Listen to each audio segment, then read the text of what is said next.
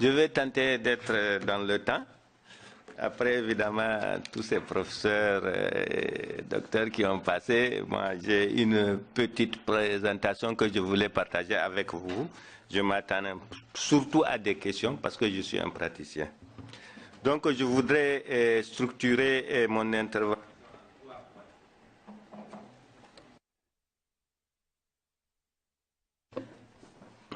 Le premier point, évidemment, je vais rappeler un peu le contexte actuel des législations pastorales dans la sous-région. Et le deuxième point, c'est une analyse de ces législations-là. Évidemment, le troisième point, mes prédécesseurs ont beaucoup parlé des défis et des perspectives. Peut-être nous allons tenter de les voir selon notre réseau. Donc, le contexte actuel de la législation, il faut voir ça à deux niveaux. D'abord au niveau national, au niveau des pays. Donc je rappelle que je parle de l'Afrique de l'Ouest, qui sont des pays en voie d'intégration dans le cadre de la CEDEAO. Donc au niveau des pays, nous assistons à une floraison de textes qui traduit un peu un regain d'intérêt pour le pastoralisme.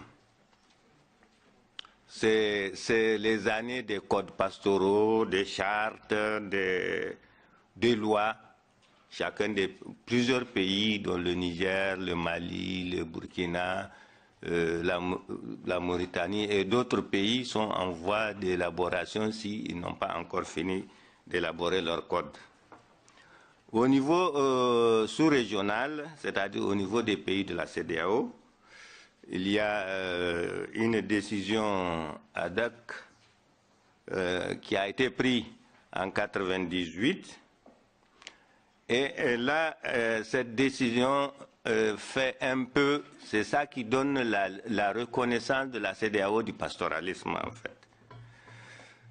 Et l'outil de mise en œuvre de cette décision ad hoc, évidemment, c'est le CIT, c'est-à-dire le Certificat international de transhumance, qui est en fait un ensemble d'engagements entre les pays de départ, c'est-à-dire les pays de Sahel, et les pays d'accueil. C'est-à-dire c'est des engagements, les pays de Sahel prennent l'engagement de faire vacciner les animaux qui vont partir en transhumance, et ils vont définir des points de passage. Par exemple, c'est un certain nombre de points. Et les pays d'accueil, eux, qu'est-ce qu'ils vont faire? Ils vont essayer de déterminer les dates de transhumance, les zones de parcours, etc., etc. C'est ça, en fait, le certificat international de travail et de transhumance. Et il faut dire que tout ça, là, évidemment, il y a des problèmes. Il y a des problèmes que nous allons analyser dans le deuxième point. Il y a aussi l'adoption d'un plan d'élevage de la CEDEAO, dont la mise en œuvre se traduit par les coop.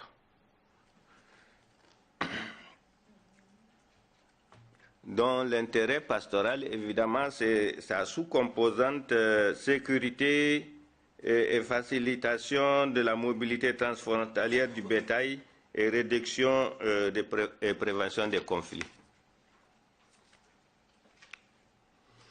À travers encore la CEDEAO, il y a ce qu'on appelle les task force qui s'efforcent de mettre en œuvre un certain nombre d'actions comme l'observatoire sur la transhumance, la gestion des parcours, etc., etc.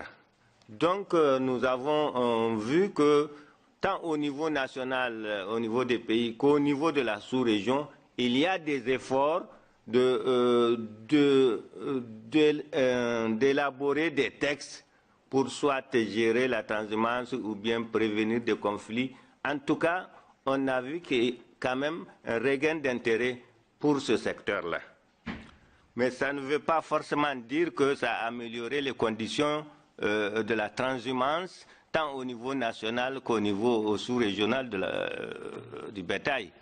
il y a beaucoup d'insuffisances dans ces textes-là qui ne permettent pas aujourd'hui de dire que on a quitté un point de départ pour arriver à un autre. C'est vrai, le regain est là.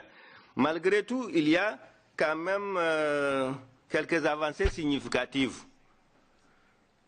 D'abord, cette reconnaissance, parce que ça n'a pas toujours existé, cette reconnaissance politique du pastoralisme est fondamentale pour les éleveurs.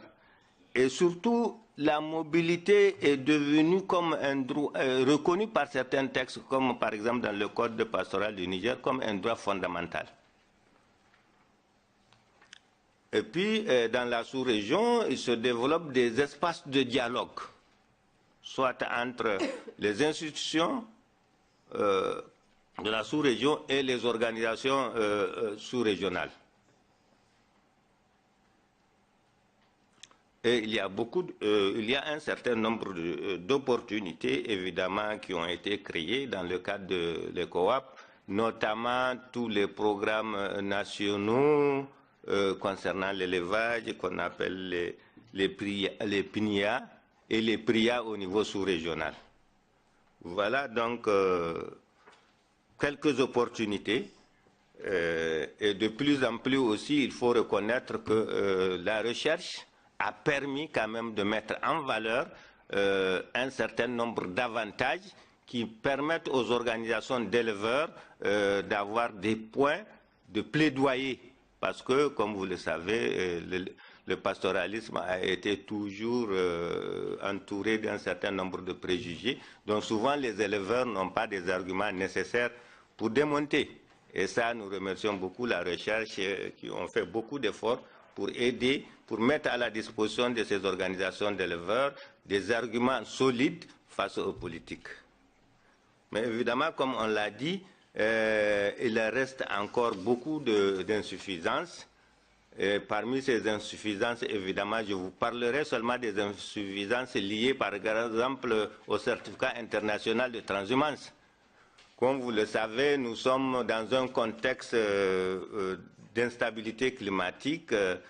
Souvent, en quoi consiste le certificat international de transhumance?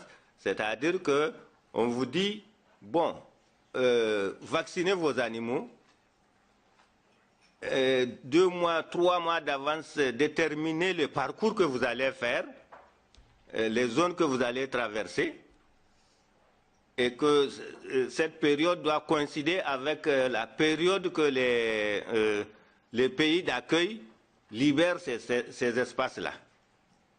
Évidemment, 3 mois d'avance, souvent on veut faire ce parcours et par exemple, il y a une sécheresse qui fait que soit vous ne pouvez pas attendre les 3 mois, soit que vous êtes obligé de ne plus suivre le même trajet parce qu'il n'y a plus de pâturage ou d'eau. Vous voyez, et il n'y a pas d'alternative pour permettre aux éleveurs de changer de route. Et dès qu'on vous rencontre, vous avez violé les textes et ça vous coûte cher. Et souvent, l'autre dimension de ces insuffisances, c'est vraiment, malgré des textes souvent très beaux, l'application devient encore un défi. Ce n'est pas toujours qu'on applique. Et nous savons que des décisions sont prises, des textes sont là, mais l'application, aujourd'hui, nos textes ne sont pas opérationnels. Parce que tout simplement, il n'y a pas un processus qui a permis une prise en compte de tous les acteurs pour l'élaboration de ce texte-là. C'est souvent le niveau politique qui, pour une raison ou une autre, fait les textes, mais aussi bien les autres acteurs qui sont au niveau de la base, comme les agriculteurs, les éleveurs, ne se sont jamais entendus ou n'ont jamais été impliqués fortement pour trouver des voies réalistes, pratiques, pour faire ce texte-là. Voilà un peu, en tout cas, ce que je peux dire. Je reste entièrement à votre disposition pour toutes les questions dont vous voulez approfondir. Voilà, je vous remercie.